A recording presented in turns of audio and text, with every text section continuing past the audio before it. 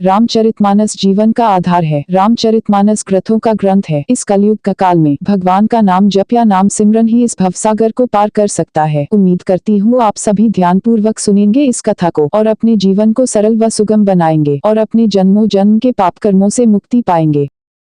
राम राम दोस्तों, आओ पाठ शुरू करते हैं। श्री रामचंद्र जी दोनों हाथ जोड़कर अत्यंत विनय के साथ कोमल और शीतल वाणी बोले, हे नाथ सुनिए, आप तो स्वभाव से ही सुजान है। आप बालक के वचन पर कान न कीजिए, उसे सुना अनसुना कर दीजिए। बर्रे बालकु एकु सुभा ही न संत विदुषहीन काव ते हिन नाही कछु काज बिगारा। अपराधी में नाथ तुम्हारा। बर्रैन और बालक का एक स्वभाव है, संत जन इन्हें कभी दोष नहीं लगाते। फिर उसने लक्ष्मण ने तो कुछ काम भी नहीं बिगाड़ा है। हे नाथ, आपका अपराधी तो मैं हूँ। कृपा कोपु बधु बधब गोसाई मोह पर करिय दास की नाई। कहिय बेगी जेहि विधि रिस जाय मुनि नायक सोई करोन उपाय। अतः हे स्वामी, कृपा क्रोध वध और बंधन जो कुछ करना हो दास की तरह अर्थात दास समझकर मुझ पर कीजिए। जिस प्रकार से शीघ्र आपका क्रोध दूर हो, हे मुनिराज बताइए, मैं वही उपाय करूँ। कह मुनि राम जय रिस कैसे अजहु अनुज तव चितवर नैसे। एहि केन कंठ कुठारु न दीन्हा तो मैं काह कोपु करी कीन्हा। मुनि ने कहा, हे राम क्रोध कैसे जाए, अब भी तेरा छोटा भाई टेढ़ा ही ताक रहा है। इसकी गर्दन पर मैंने कुठार न चलाया तो क्रोध करके किया ही क्या। 2 शून्य गर्भस्त्र वहिनव निप्रवनी सुनी कुठार गति घोर। परसु अछत देखूं जियत बैरी भूप किशोर। मेरे जिस कुठार की घोर करनी सुनकर राजाओं की स्त्रियों के गर्भ गिर पड़ते हैं, उसी फरसे के रहते मैं इस शत्रु राजपुत्र को जीवित देख रहा हूँ। वही न हाथू दही रिस छाती भा कुठारु कुंठित नृप घाती। भयउ बाम विधि फिरेउ सुभा मोरे हृदय कृपा कसी काव। हाथ चलता नहीं, क्रोध से छाती जली जाती है। हाय राजाओं का घातक यह कुठार भी कुंठित हो गया। विधाता विपरीत हो गया, इससे मेरा स्वभाव बदल गया। नहीं तो भला मेरे हृदय में किसी समय भी कृपा कैसी। आजू दया दुखु दुसह सहावा सुनी सौमित्री बेहसी सिरु नावा। बाव कृपा मूर्ति अनुकूला बोलत बचन झरत जनु फूला। आज दया मुझे यह दुसह दुख सहा रही है। यह सुनकर लक्ष्मण जी ने मुस्कुरा कर सिर नवाया और कहा, आपकी कृपा रूपी वायु भी आपकी मूर्ति के अनुकूल ही है। वचन बोलते हैं मानो फूल झड़ रहे हैं। जौ पै कृपा जरहिन मुनि गाता क्रोध भी तनु राख विधाता। देखू जनक हठी बालकु एहू किन चहत जड़ जमपुर गेहू। हे मुनि, यदि कृपा करने से आपका शरीर जला जाता है तो क्रोध होने पर तो शरीर की रक्षा विधाता ही करेंगे। परशुराम जी ने कहा, हे जनक देख, यह मूर्ख बालक हट करके यमपुरी में घर निवास करना चाहता है। बेगी करहु किन आँखें होटा देखत छोट खोट नृपु ढोटा। बेहसे लखनऊ कहा मन माही मुदे आँखी कतहु को नाही। इसको शीघ्र ही आँखों की ओट क्यों नहीं करते। यह राजपुत्र देखने में छोटा है पर है बड़ा खोटा। लक्ष्मण जी ने हंसकर मन ही मन कहा, आँख मूंद लेने पर कहीं कोई नहीं है। परशुरामु तब राम प्रति बोले और अति क्रोधु शंभु सरसनु तोरी सटकरसी हमार प्रबोधु। तब परशुराम जी हृदय में अत्यंत क्रोध भरकर श्री राम जी से बोले, अरे शठ, तू शिव जी का धनुष तोड़कर उल्टा हमी को ज्ञान सिखाता है। बंधु कही कटु सन्मत तोड़े तू छल बिने करसी कर जोड़े। करु परितोषु मोर संग्रामा नाहिम तत् छाड़ कहाउ ब्रामा। तेरा यह भाई तेरी ही सम्मति से कटु वचन बोलता है और तू छल से हाथ जोड़कर विनय करता है। या तो युद्ध में मेरा संतोष कर, नहीं तो राम कहलाना छोड़ दे। छलु तजी करही समरु शिवद्रोही बंधु सहित न तमारु तोही। भृगुपति बकहिन कुठार उठाए मन मुसुकाहिन रामु सिर नाए। अरे शिवद्रोही, छल त्याग कर मुझसे युद्ध कर, नहीं तो भाई सहित तुझे मार डालूंगा। इस प्रकार परशुराम जी कुठार उठाए बक रहे हैं और श्री रामचंद्र जी सिर झुकाए मन ही मन मुस्कुरा रहे हैं। गुनह लखन कर हम पर रोशु कतहु सुधाई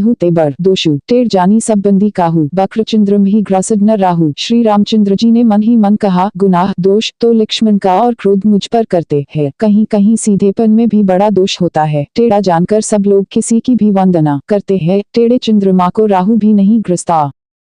राम कहेउ रिस तजिय मुनीसा कर कुठारु आगे यह सीसा। जेहिन रिस जाय करिय सोई स्वामी मोहि जानिय अपन अनुगामी। श्री रामचंद्र जी ने प्रकट कहा, हे मुनीश्वर क्रोध छोड़िए, आपके हाथ में कुठार है और मेरा यह सिर आगे है। जिस प्रकार आपका क्रोध जाए हे स्वामी वही कीजिए। मुझे अपना अनुचर दास जानिए। प्रभु ही सेव कही समरु कस्त जहु विप्रबर रोसु। बेशु बिलो के कहेसी कछु बाल कहु नहिन दोसु। स्वामी और सेवक में युद्ध कैसा। हे ब्राह्मण श्रेष्ठ, क्रोध का त्याग कीजिए। आपका वीरों का सा वेश देखकर ही बालक ने कुछ कह डाला था, वास्तव में उसका भी कोई दोष नहीं है। देखी कुठार बांध धनु धारी भैल रिकही रिस बीरू बिचारी। नामू जान पै तुम ही न चीन्हा बंस सुभाया उतर तेहिन दीन्हा। आपको कुठार बाण और धनुष धारण किए देखकर और वीर समझकर बालक को क्रोध आ गया। वह आपका नाम तो जानता था पर उसने आपको पहचाना नहीं। अपने वंश रघुवंश के स्वभाव के अनुसार उसने उत्तर दिया, जो तुम हो तेहु मुनि की नाई। पदरज सिर सिसु धरत गोसाई। छमहु चूक अनजानत केरी चाहिए विप्रुर कृपा घनेरी। यदि आप मुनि की तरह आते तो हे स्वामी, बालक आपके चरणों की धूली सिर पर रखता। अनजाने की भूल को क्षमा कर दीजिए। ब्राह्मणों के हृदय में बहुत अधिक दया होनी चाहिए। हम ही तुम ही सरबरी कसी ना था, कहु न कहाँ चरण कह माथा। राम मात्र लघु नाम हमारा, परसु सहित बड़ नाम तो हरा। हे नाथ, हमारी और आपकी बराबरी कैसी, कहिए न कहाँ चरण और कहाँ मस्तक। कहाँ मेरा राम मात्र छोटा सा नाम और कहाँ आपका परशु सहित बड़ा नाम। देव एकु गुनु धनुष हमारे, नव गुण परम पुनीत तुम्हारे। सब प्रकार हम तुम संहारे, क्षमहु विप्र अपराध हमारे। हे देव, हमारे तो एक ही गुण धनुष है और आपके परम पवित्र शम दम तप शौच क्षमा सरलता ज्ञान विज्ञान और आस्तिकता, ये 9 गुण है। हम तो सब प्रकार से आपसे हारे हैं। हे विप्र, हमारे अपराधों को क्षमा कीजिए।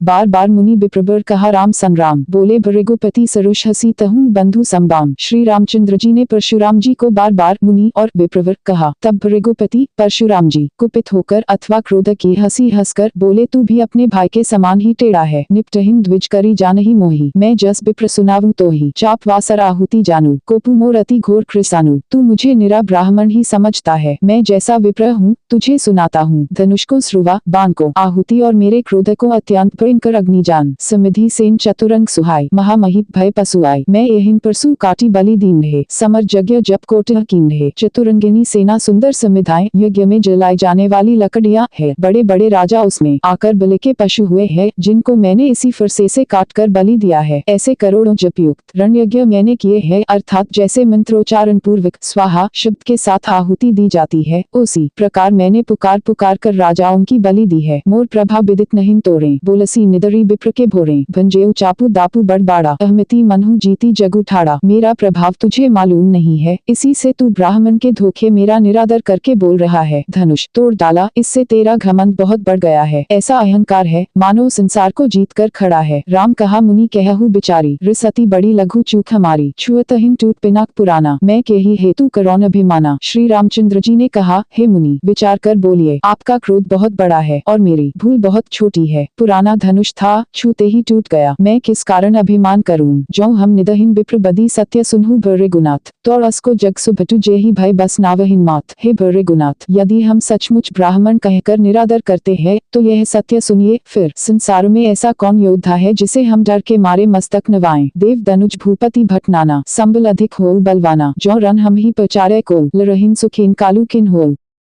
देवता दैत्य राजा या और बहुत से योद्धा, वे चाहे बल में हमारे बराबर हों चाहे अधिक बलवान हों, यदि रण में हमें कोई भी ललकारे तो हम उससे सुखपूर्वक लड़ेंगे, चाहे काल ही क्यों न हो। क्षत्रिय तनु धरी समर सकाना, कुल कलंकु तेहिन पावर आना। कहूँ सुभाव न कुल ही प्रशंसी, कालहु डरहिन न रन रघुबंसी। क्षत्रिय का शरीर धरकर जो युद्ध में डर गया, उस नीच ने अपने कुल पर कलंक लगा दिया। मैं स्वभाव से ही कहता हूँ, कुल की प्रशंसा करके नहीं, कि रघुवंशी रण में काल से भी नहीं डरते। विप्रबंस के प्रभुताई, अभय होई जो तुम ही डेराई। सुनी मृदु गुड़ बचन रघुपति के, उघरे पटल पर सुधर मति के। ब्राह्मण वंश की ऐसी ही प्रभुता महिमा है कि जो आपसे डरता है वह सबसे निर्भय हो जाता है, अथवा जो भय रहित होता है वह भी आपसे डरता है। श्री रघुनाथ जी के कोमल और रहस्यपूर्ण वचन सुनकर परशुराम जी की बुद्धि के पर्दे खुल गए। राम रमापति कर धनु लेहु, खे चहु मोर मिटे संदेहु। दे चापू आपुहिन चली गयु, परशुराम मन विस्मय भयउ। परशुराम जी ने कहा, हे राम, हे लक्ष्मीपति, धनुष को हाथ में अथवा लक्ष्मीपति विष्णु का धनुष लीजिए और इसे खींचिए, जिससे मेरा संदेह मिट जाए। परशुराम जी धनुष देने लगे, तब वह आप ही चला गया। तब परशुराम जी के मन में बड़ा आश्चर्य हुआ, जाना राम प्रभाव तब पुलक प्रफुल्लित गात। जोरी पानी बोले बचन हृदय न प्रेमु अमात। तब उन्होंने श्री राम जी का प्रभाव जाना, जिसके कारण उनका शरीर पुलकित और प्रफुल्लित हो गया। वे हाथ जोड़कर वचन बोले, प्रेम उनके हृदय में समाता न था। जय रघुवंश बंश बन भानु, गहन दनुज कुल दहन कृसानु। जय सुर विप्र धेनु हितकारी, जय मदमोह कोह ब्रह्महारी। हे रघुकुल रूपी कमलवन के सूर्य, हे राक्षसों के कुल रूपी घने जंगल को जलाने वाले अग्नि, आपकी जय हो। हे देवता ब्राह्मण और गौ का हित करने वाले, आपकी जय हो। हे मद मोह क्रोध और भ्रम के हरने वाले, आपकी जय हो। बिने सील करुणा गुण सागर, जयति बचन रचना अति नागर। सेवक सुखद सुभग सबंगा, जय शरीर छवि कोटि अनंगा।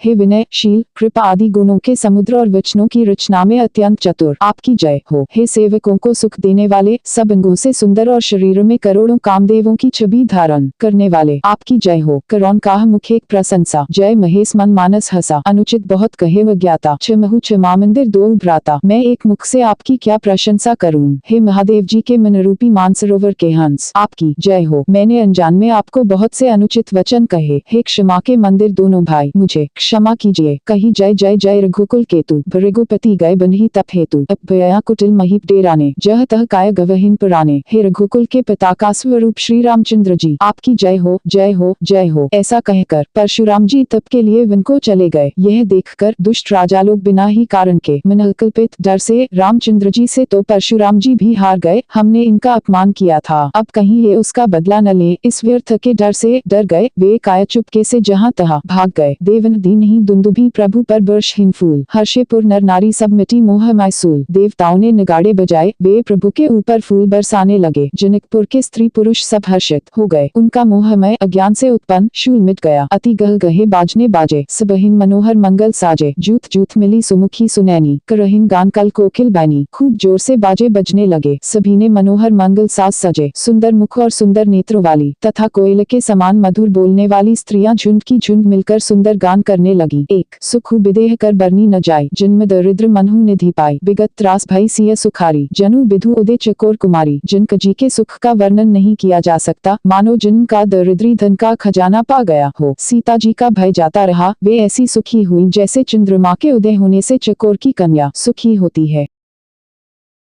कथा सुनने के लिए बहुत बहुत धन्यवाद। अगर यह कथा अच्छी लगे तो वीडियो को लाइक और शेयर करें। इस तरह की कथा सुनने के लिए चैनल को सब्सक्राइब जरूर करें। कमेंट में राधे राधे जय श्री कृष्णा जरूर लिखें।